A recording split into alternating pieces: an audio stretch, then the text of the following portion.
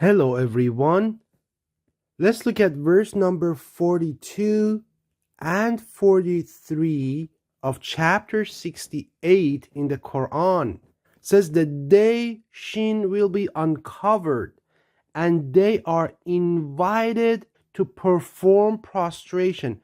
Yud'auna ila sujud fala yastati'un. It means they are invited to perform prostrations, but they will not be able to.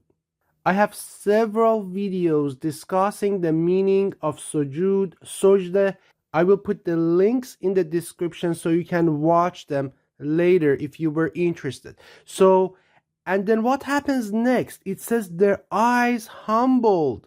Humiliation will cover them. Why? Because they were invited to perform prostrations, but they were not able to. They could not perform prostrations anymore in the hereafter, in the day of judgment.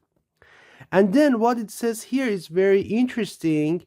It says وَقَدْ كَانُوا يُدْعَوْنَ إِلَى السُّجُودِ وَهُمْ صَالِمُونَ. It says they used to be invited in this world, in our world, they used to be invited to perform prostrations. So people used to tell them, hey, do your salah, perform prostrations.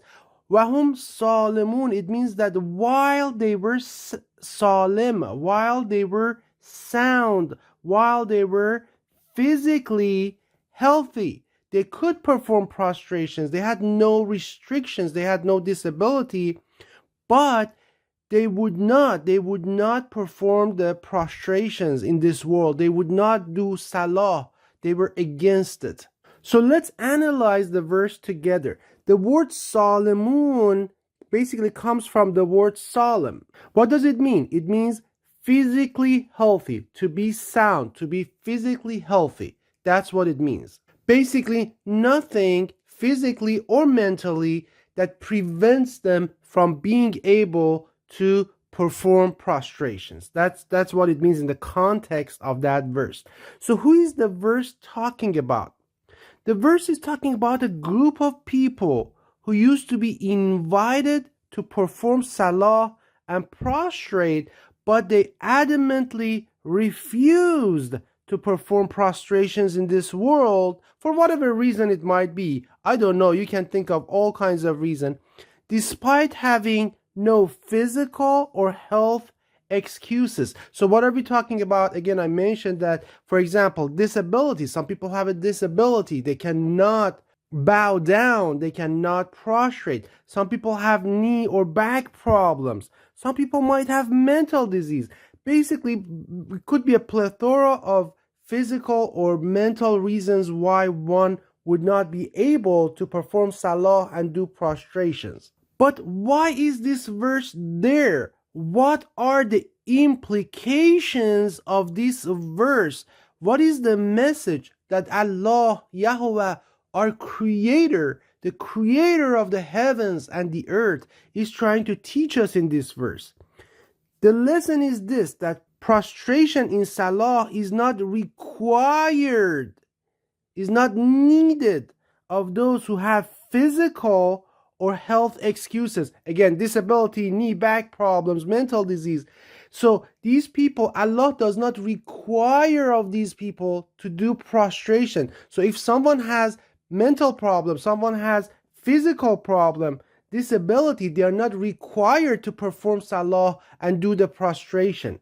And because of that, they will not be blamed for not having been able to prostrate in this world. It is only those who are healthy, who are sound, who are able to prostrate, but they refuse to do so, that will be called to account in the day of judgment. The other thing is that, what does it mean? The day Shin is uncovered. يَوْمَ يُكْشَفُ عَنْ سَاقٍ. The day Shin is uncovered. What does that mean? So there will be, in the day of judgment, of course I have not been there, but from the verse, my understanding and other verses in the Quran is that there will be a special device wrapped around the shins in the day of judgment. No one knows what this device is. No one knows how it looks. We are talking about a different world. Remember, we are talking about a different world. This device apparently will be wrapped around the shins, and it will be limiting the movements of the people of hell. It will keep them in certain positions so they cannot run away, they cannot do things, they cannot attack other people. It keeps them in full control. And this device has to be released for these people to be able to prostrate. So when this device is on, you cannot move, you cannot bow down, you cannot go in certain directions because it's controlling your movements.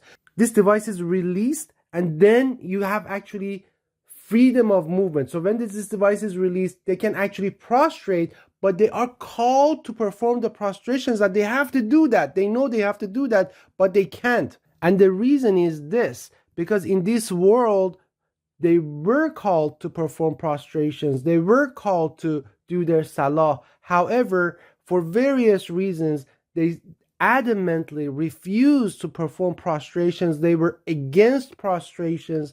They were against performing physical salah, maybe for religious reasons, maybe for not having any sort of belief reasons. And because of that, they would refuse, they would reject to perform salah and do any sort of prostrations. And in the day of judgment, again, the same will happen. Allah will release the device off their shins, and they still will not be able to perform prostrations, and their eyes will be humbled. خاشعة أبصارهم وترهقهم ذلة. Humiliation will cover their face. Peace and blessings to all of you.